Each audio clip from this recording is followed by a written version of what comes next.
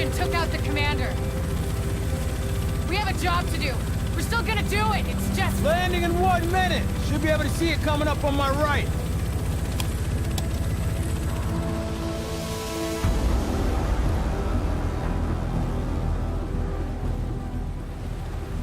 There's been a recent trend in the video game industry to let normal people like you and me to try their games in early access. One of the most recent games to do this was The Division. I played it on the PS4 and I'll let you know my first impressions.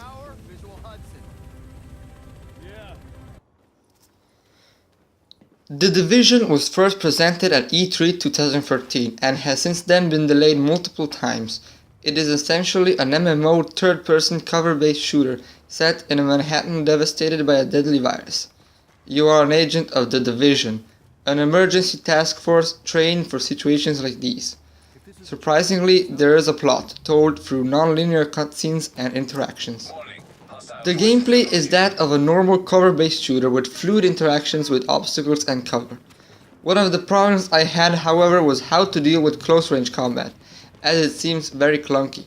This sometimes happens because there are certain enemy types that come rushing at you with a baseball bat or flamethrower.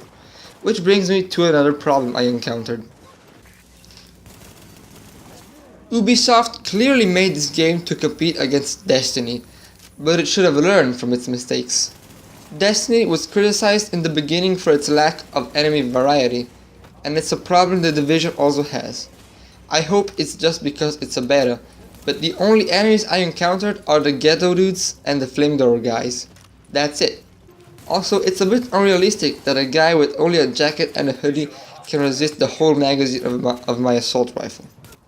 Presentation wise, it's a very good looking game, especially considering its open world. On consoles, the frame rate is stable at 30 FPS, but there are some kind of pop-ups here and then. The Snowdrop engine does a fantastic job of recreating a cold and devastating New York City. Animations are fluid, but the interface is a bit too small, and it kinda copies that of another Tom Clancy game, Ghost Recon Phantoms. The Division is very focused on multiplayer aspects. Anytime you're wandering in the city, you can decide to go with a friend or a stranger on a mission, or just walk around. You can also enter the Dark Zone, the PvP area. The Dark Zone's walled off, and with good reason. It's where the infection hit hardest, to the point where no one, not us, not LMB, not anyone, could hold it. Now it's a no man's land, full of people willing to take their chances with the virus to get away from the factions in the streets. And what happens behind those walls, well, very little of it is good. The Dark Zone is another area of Manhattan, where you find high-level enemies and also other people. You can team up with people on your faction or go solo. You can also kill your teammates, but doing that marks you as a traitor and your position is marked on the minimap so others can revenge kill you. In the Dark Zone you will find lots of high-level loot you won't normally find in Manhattan. After you collect them, you must call for an extraction since the gear is contaminated and resist 1 minute and 20 seconds in the Dark Zone.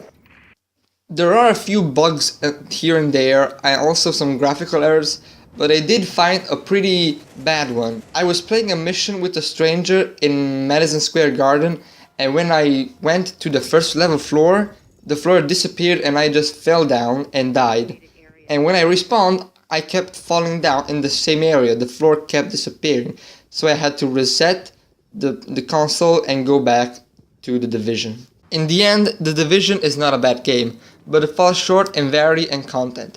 It's really fun if you play with friends, as the enemies get tougher, but if that's not your thing, I wouldn't recommend buying it. For example, I won't be buying it, but if I get a friend interested, I would definitely rethink my choices.